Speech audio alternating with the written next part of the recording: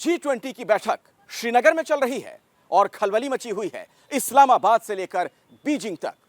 और पाकिस्तान तो इतना डरा हुआ है कि वहां के विदेश मंत्री भागे भागे पाक अधिकृत कश्मीर के मुजफ्फराबाद पहुंच गए। वहां पहुंचकर भारत के खिलाफ प्रोपेगेंडा चला रहे हैं, जहरीली तकरीरें कर रहे हैं। आप जानते हैं इन सब के पीछे वजह क्या है? प्रधानमंत्री मोदी की एक कसक और हर भारतीय की एक शपथ, जिससे पाकिस्तान अब घबराया हुआ है। 27 अक्टूबर 2019, राजौरी, जम्मू कश्मीर।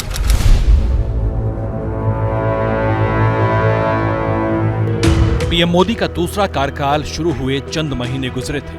दीपावली का त्योहार था और पीएम जवानों के बीच त्योहार मनाने एलओसी पर राजौरी पहुंचे थे।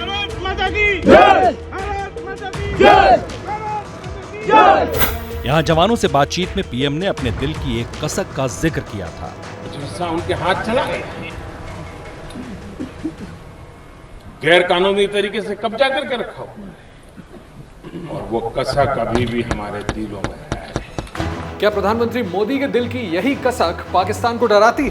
क्या पाकिस्तान को ये डर सता रहा है कि पीओके पर उसका अवैध कब्जा जल्द खत्म होने वाला है? क्या इसलिए डरा हुआ पाकिस्तान श्रीनगर में हो रही G20 बैठक से दूर है?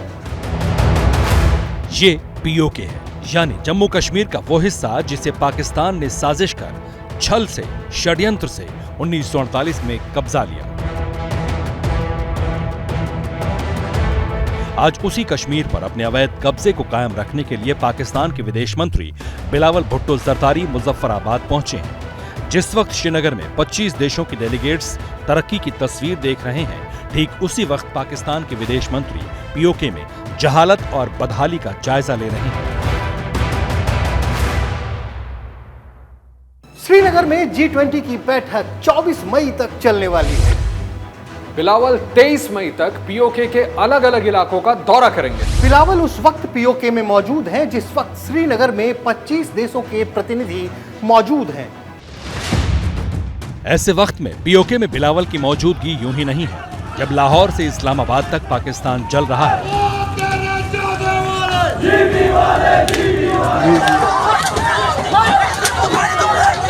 इमरान समर्थक पाकिस्तान को खाक करने पर उतारू हैं। ऐसे में सरकार में साझेदार पार्टी के कर्णधार पीओके में हैं, तो मकसद साफ है।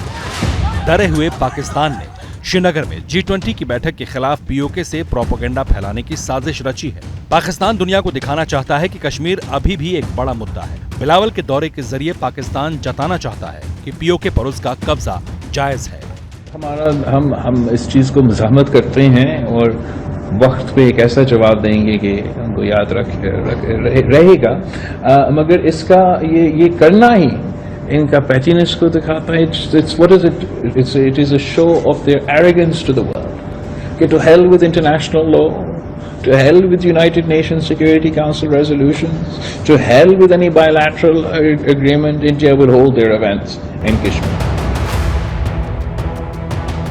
पीओके यानी जम्मू कश्मीर का कितना बड़ा हिस्सा अवैध रूप से कब्जाया हुआ है, इसे इस तरह से समझिए। अनुच्छेद 370 के खात्मे से पहले, यानी लद्दाख के केंद्र शासित राज्य बनने से पहले तक जम्मू कश्मीर का कुल एरिया था 2,22,236 वर्ग किलोमीटर।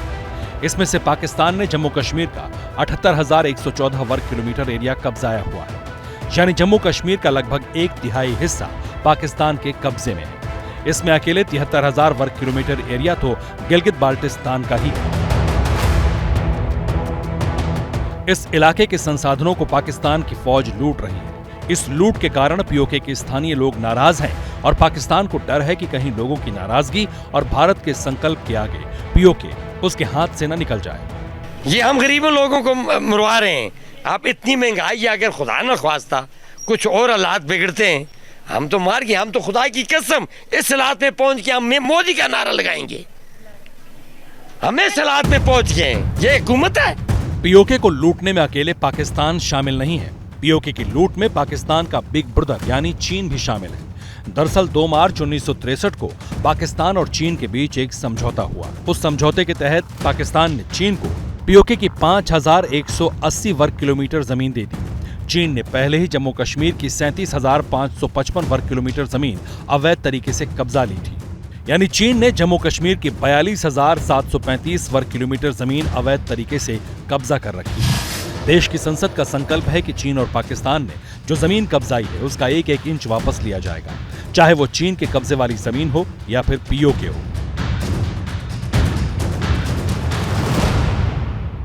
पाक अधिकृत कश्मीर के बारे में आपको याद है, भारत की संसद ने प्रस्ताव पारित किया था और आज भी वह संकल्प हम सबको याद है। पाक ऑक्युपाइड जम्मू कश्मीर यह भारत का हिस्सा था, है और रहेगा। हम इसको मानते रहेंगे बहनों भाइयों, उसे हम कभी भूलेंगे नहीं, कभी हम उसे भूलेंगे नहीं। ये कैसे हो सकता है? शिव स्वरूप बाबा अमरनाथ हमारे यहां हों और मां शारदा शक्ति स्वरूपा एलओसी के पार हों। इसलिए जब बात कश्मीर की आती है तो चीन और पाकिस्तान एक पाले में खड़े दिखते हैं। पहले चीन ने जम्मू कश्मीर से धारा 370 खत्म करने का विरोध भी किया था। अब श्रीनगर में हो रही G20 की बैठक से भी दूर है और अपनी इसी चिंता में चीन पाकिस्तान के साथ खड़ा है। एब्रोगेशन ऑफ आर्टिकल 370 और 35A के बाद जिस तरह से परिस्थितियां बदली हैं, जिस तरह से पाकिस्तान की रिएक्शंस रही है, चाइना की रिएक्शंस रही हैं, उसके बाद किसी भी इवेंट का होना और वो भी एक अंतर्राष्ट्रीय इवेंट जिसका एक बहुत बड़ी उसकी रिप्रेजेंटेशन है G20 में, वो देखिए आज के दिन में 19 देश हैं और 20वां जो यूरोपियन यूनियन है उसका हिस्सा। तो ये एक इटसेल्फ एक बहुत बड़ा मंच है। क्योंकि मैसेज साफ है कि विश्व के अंदर में जो कश्मीर की मुद्दा जो आज तक उठाता रहा है, खास करके पाकिस्तान, उस मंच में पूरे इंटरनेशनल कम्युनिटी की मंशा साफ है कि कश्मीर भारत का अभिन्न अंग है, भारत का हिस्सा है। ये एक मैसेजिंग का एक तरीका है।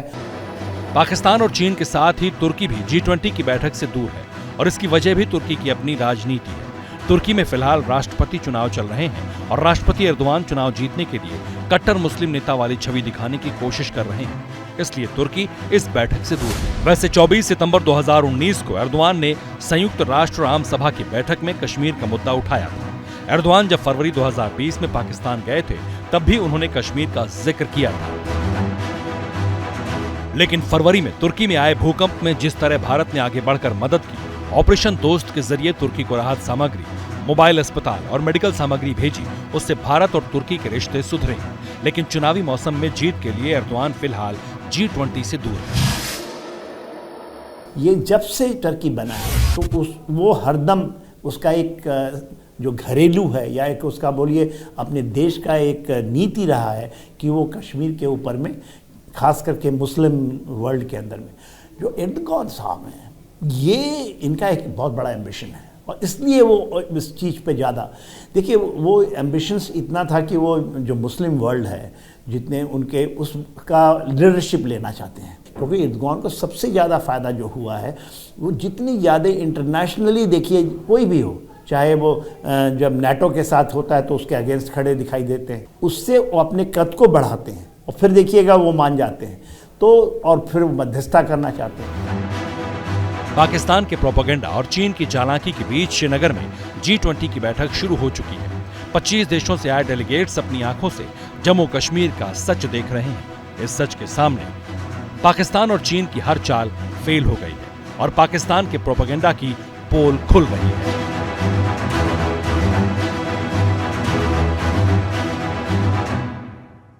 जैसे ही घड़ी का काटा दोपहर 2:30 पे आए, बबीता जी का दिल सास बहू साजिश के लिए मचल जाए।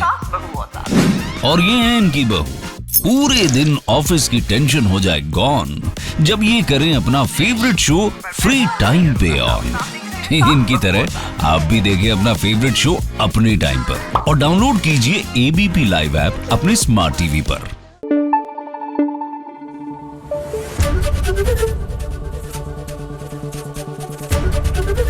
ABP न्यूज आपको रखे आगे।